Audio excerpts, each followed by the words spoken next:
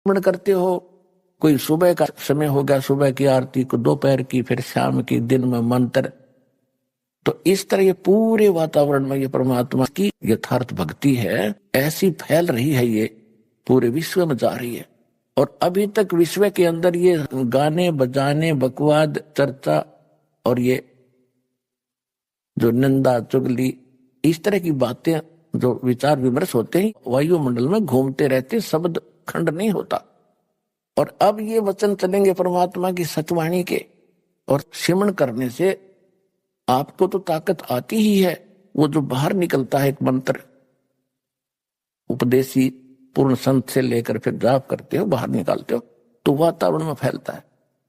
तो इस प्रकार ये सारे मालिक की वाणी चलती है। तो ये वो जो वचन पहले समाज में घर कर चुके हैं, सबके दिमाग बदले हुए हैं, माया की जोड़ तोड़ में लगे हुए हैं, उनके अंदर फिर कुछ संतोष आने लगेगा।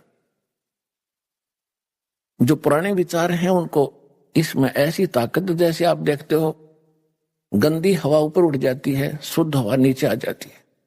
तो परमात्मा के जो वचन ज्ञान आप सुन रहे हो, टीवी पे सुन रहे हो, मोबाइल से सुन रहे हो, या वैसे अपना सांस का सिमरण कर, तो ये शुद्ध यथार्थ भक्ति है।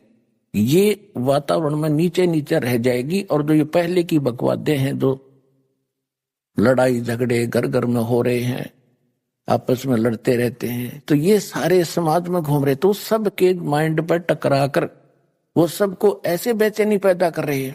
अब धीरे धीरे सब में शांति आएगी और वो जो पहले वाले विचार ऊपर उठ जाएंगे, वो आपको अफेक्ट करने की रेंज में नहीं रहेंगे।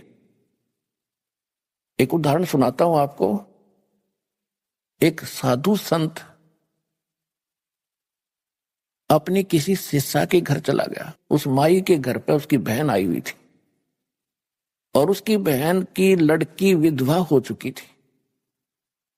और उस संत के साथ 2-4 भक्त और भी साधु थे, उन सब ने वहां पहुंच गए। तो उसकी जो शिष्या थी उस संत की, उसने अपनी बहन का सहयोग लिया खाना बनाने में, कि बहन खाना बना, कई भक्त आ गए हैं, महात्मा जी आए हैं। तो जब उन्होंने खाना खा लिया, शाम में वह सो गए, तो सारी रात वो संत बैठा रहा। ऐसा सपना आया उसको कि जैसे मेरी बेटी विधवा होगी, हे भगवान, छोटे छोटे बच्चे हैं, इसका क्या होगा, ये कैसे जीवन निर्वाह करेगी, मेरी तो भोली भाली बेटी है, ये कैसे जिएगी। ऐसा करता करता इतना बेचैन होकर वो उठा तो काफी चिंतित था कि क्या हुआ। सपने में मैं कभी ये बात भी नहीं करता, कभी चर्चा भी नहीं चलती, ये आया तो आया कैसे सपना। तो उसने उठकर अपने गुरुजी से बताया। तो गुरुजी ने कहा मैं बताता हूं ये क्यों आ गया सपना। उसने वो अपनी शिष्या बुलाई कि बेटी, ये खाना किसने बनाया था आज रात का? कि मेरी बहन ने बनाया था गुरुजी। क्या तेरी बहन को कोई ऐसी दुर्घटना घटी है उसके घर पे, कोई ऐसी घटना घटी है, कोई दुख है उसको? हाँ जी, बहुत भारी दुख है उसको, उसकी बेटी विधवा होगी अभी 1 महीना पहले, और बहुत दुखी रहती है।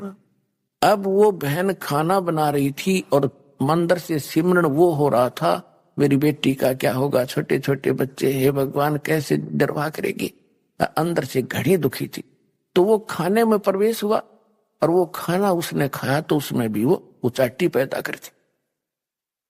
तो ये सूक्ष्म विचार आपको ऐसे प्रभावित किए हुए हैं, और ऐसी ही प्रेरणा सब में बनी हुई है। सपने में नो दुखी और वह जागृत में दुखी है ही, सबको मालूम है, कोई जीव सुखी नहीं। तो परमात्मा की ये जो वाणी अब चल रही है, ये बहुत प्रचुर मात्रा में होगी। और ये फिर क्या करेगा, पूरा वातावरण ऐसे चेंज होगा, ये ऊपर चले जाएंगे जो दूसरे वचन हैं जो आज तक सुनते रहे, लेकिन अब उनकी संख्या ज्यादा है, उनकी क्वांटिटी ज्यादा है, हमारी थोड़ी है। तो फिर भी ये ज्यादा प्रभावशाली रहेगा इनको धीरे धीरे। तो हमारे एक गांव में 10 घर 20 परिवार हैं, बाकी सैकड़ों 200-300 दूसरे चर्चा वाले। तो धीरे धीरे ये प्रचार उन पे भी असर करेगा, अड़ोस पड़ोस में भी, फिर उनकी भी कभी भावना बदलेगी। क्योंकि परमात्मा के बच्चे तो सभी हैं, चाहे कोई आज हिंदू है, मुसलमान है, सिख या ईसाई है, कोई अमेरिका में है, कोई अफ्रीका में है, भारत या पाकिस्तान, बलोचिस्तान, कहीं पर भी पैदा बच्चे उसके सब, और उसने सभी बच्चे उतने ही प्रिय होते हैं जैसे बाप को माँ को अपने छोटे से लेकर बड़े तक चाहे 20 बालक हो एक जैसे प्यारे होते हैं। वो आपस में बेशक लड़ते रहे लेकिन माँ बाप के हृदय में उनकी जगह ज्यों की त्यों होती है। तो इसी प्रकार आज जब हिंदू मुस्लिम सिख ईसाई बनकर आपस में बेशक हम लड़ रहे हैं लेकिन परम पिता ने हमें उतने ही प्रिय है और वो चाहते हैं कि इनका ये झगड़ा मिटे, चैन से रहे। तो उसके लिए ये शुरुआत दाता ने कर रखी है। तो जो प्रसंग चल रहा है हम उसी पर आते हैं कि अब उस परमात्मा ने जो वचन किया था और काल ने भी कहा था कि आप बेशक उस समय में कितने ही प्राणी ले जाना चौथे युग में, तो परमेश्वर ने 600 वर्ष पहले धर्मदास जी से कहा था, धर्मदास मेरी लाख दुहाई, ये सार शब्द की तबार न जाई, सार शब्द बाहर जो पढ़ी, ये बिचली पीढ़ी हंस न तरही। तो पुण्यात्मा परमात्मा ने, कबीर भगवान ने पहले ज्ञान दिया था इस काल भगवान को, जिसमें कंप्लीट स्पिरिचुअल नॉलेज था, पूर्ण अध्यात्म ज्ञान था। इस काल भगवान के ब्रह्म के अंतःकरण में परमात्मा ने डाल दिया था, समय उसका निर्धारित कर दिया था। उसके बाद वो ऑटोमेटिकली इसके श्वासों के माध्यम से, ब्रह्म के श्वासों के माध्यम से वो बाहर आई। इसने उनको देखा और पढ़ा, इसको पता चला कि इसके अंदर तो वही ज्ञान है जो मेरा पर्दाफाश कर देगा। तो इसने वो मेन जो पार्ट थे, हिस्सा था, मुख्य हिस्सा, अंग उस वेद के कैंसिल कर दिए। 4 वेद रख लिए इसने। इन चारों वेदों में महिमा तो पूर्ण परमात्मा की है, कबीर भगवान की, लेकिन भक्ति की विधि केवल ब्रह्म तक की है। ओम का नाम और ये 500 यज्ञ, इतनी है बस। परमात्मा ने उसकी पूर्ति करने के लिए स्वयं आना पड़ता है। चारों युग में संत पुकारे और को के कहा हम हेल रे, हीरे माणक मोती बरसे, ये जग चुगता डेल रे। सतयुग में सत सुकरत कह टेरा, त्रेता नाम मुनिंदर मेरा, द्वापर में करुणा में कहाया, कलयुग नाम कबीर धराया। मैंने चारों युगों में आके ज्ञान दिया।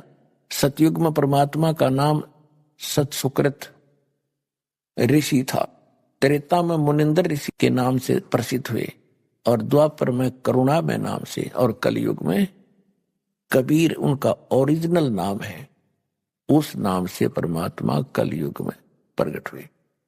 इस कबीर नाम में भी बहुत ताकत है। जैसे कुरान शरीफ में एक कलमा है इनका, उस कलमा में करते हैं अल्लाहु अकबर। अल्लाहु अकबर, अल्लाह माने अल्लाह, अल्लाह माने भगवान, अकबर, अकबर नहीं, वो कबीर है। जैसे अपभ्रंश करके हम उसको अपनी अपनी भाषा में चेंज कर लेते हैं, तो अल्लाह कबीर है, कबीरू है, कबीरन है, तो बोलने का अंतर है ये, और भाषा में अंतर हो जाता है। तो इस प्रकार वो अल्लाह कबीर है, अल्लाह अकबर है। और हजरत मोहम्मद जी को भी परमात्मा स्वयं कबीर जी आकर मिले थे। उस समय तक हजरत मोहम्मद जी का बहुत बोलबाला हो चुका था, काफी शेष हो गए थे, मुसलमान उनके अनुयायी गणे हो गए थे। और उधर से एक जबरील नाम के देवता ने उनको इतना भयभीत करके उसने अपना ज्ञान जो कुरान शरीफ का पढ़ा दिया था। परमात्मा उनको मिले, सतलोक लेकर गए, यह एक मिनी सतलोक है,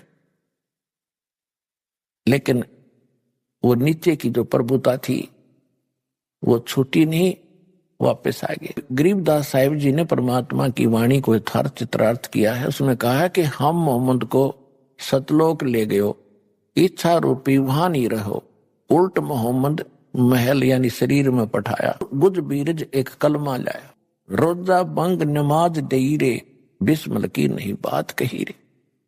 अब मुसलमान भाइयों को भी समझा रहे हैं कि मोहम्मद जी को हम मिले थे, क्योंकि परमात्मा का नियम है कि अच्छी आत्माओं को मिलते हैं, उनको अपने से परिचित कराते हैं। तो एक आधी आत्मा है जो नहीं समझ सके, भगवान को अनुकूल नहीं चल सके।